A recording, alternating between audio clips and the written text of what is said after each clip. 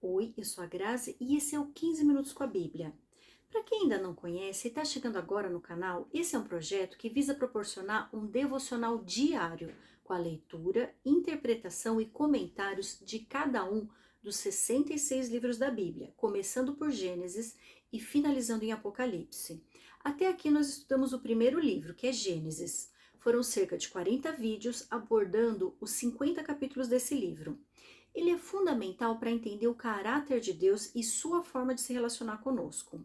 Se você não acompanhou a jornada até aqui, sugiro que vá até a playlist 15 Minutos com a Bíblia Gênesis e comece do princípio, pois é muito importante conhecer as histórias e personagens que já foram estudados. Eles têm grandes lições a nos ensinar e há muitos conceitos e princípios valiosos que podemos aplicar na nossa vida. Eles farão toda a diferença para o nosso desenvolvimento espiritual e, consequentemente, na forma como nos relacionamos com as pessoas e situações ao redor.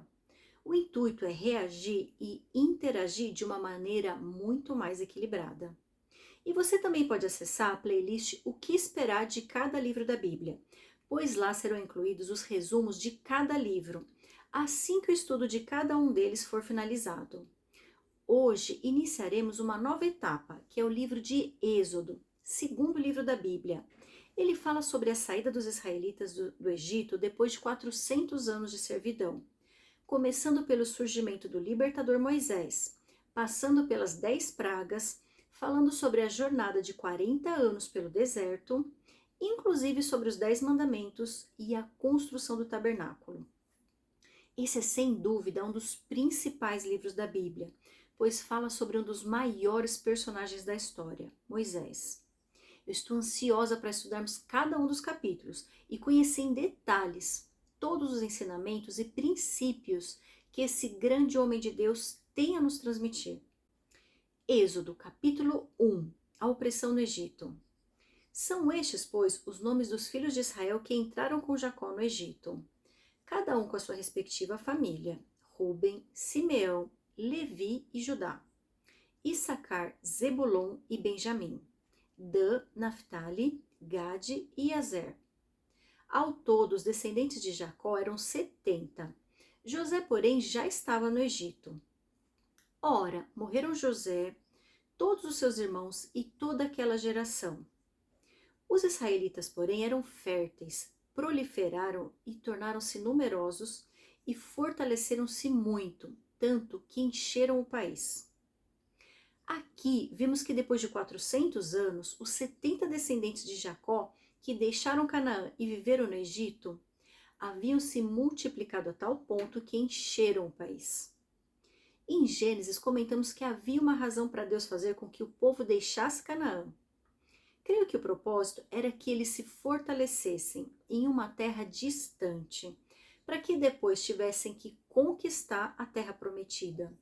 Deus sabe bem que temos a tendência humana de não valorizar aquilo que não nos custa nada. O Senhor não queria novamente dar um jardim do Éden a quem não soubesse obedecer. O povo primeiro precisava ter sua obediência testada durante o tempo de deserto, para então estar preparado para usufruir da terra que seria duramente conquistada. Versículo 8. Então subiu ao trono do Egito um novo rei, que nada sabia sobre José. Disse ele ao seu povo: Vejam, o povo israelita é agora numeroso e mais forte que nós.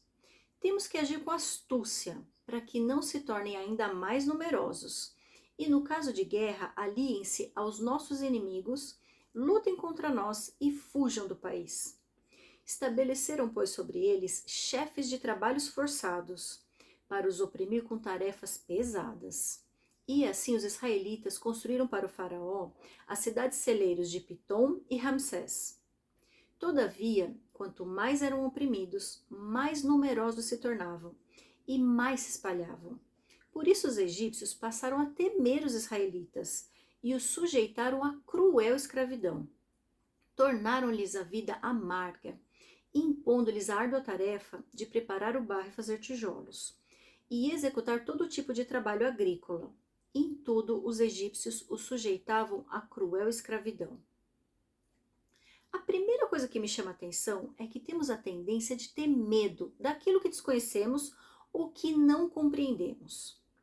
Creio que o faraó ficava perplexo a perceber que quanto mais o povo era oprimido, mais crescia e se multiplicava.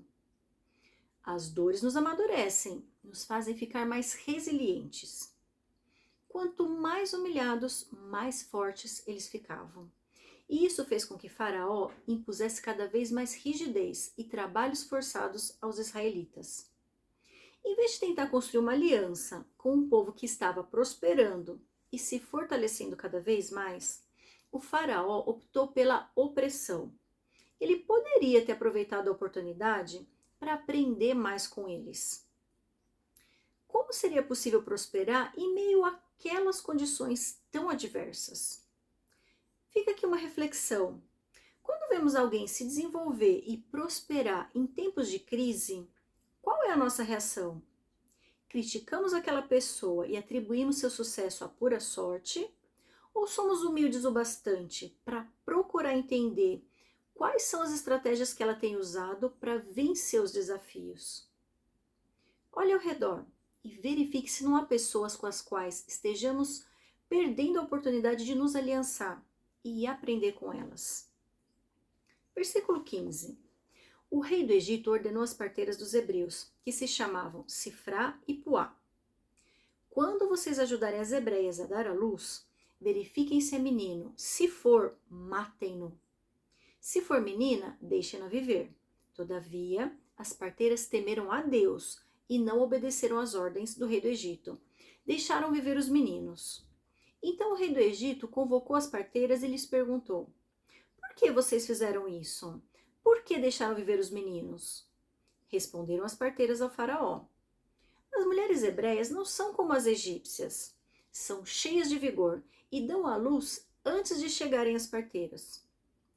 Deus foi bondoso com as parteiras e o povo ia se tornando ainda mais numeroso, cada vez mais forte.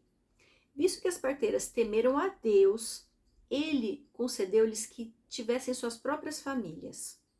Por isso, o faraó ordenou a todo o seu povo: lancem ao Nilo todo menino recém-nascido, mas deixem viver as meninas. Diante daquilo que o faraó não entendia e que passou a temer, ele tomou uma atitude desesperada e cruel, ordenando a morte de cada bebê do sexo masculino que nascesse entre os hebreus. Eu costumo dizer que quando nos movemos ou nos deixamos paralisar pelo medo, normalmente nossas decisões acabam sendo equivocadas. E assim aconteceu com Faraó. Outro ponto importante é que ele pediu às parteiras que matassem os meninos, mas elas não obedeceram. Aqui aprendemos um princípio importantíssimo. A Bíblia nos ensina sempre a respeitar as autoridades que estão acima de nós. Contudo, existe uma hipótese na qual não devemos obedecer a uma autoridade, que é quando ela nos impõe algo que vai contra o que Deus e a palavra preconizam. Isso significa que devemos temer a Deus antes de temer aos homens. Quando houver conflito, o temor ao Senhor deve estar sempre acima do temor aos homens. Trazendo isso para o contexto atual, podemos imaginar situações nas quais nossos superiores nos pedem para fazer algo que é imoral ou mesmo ilegal.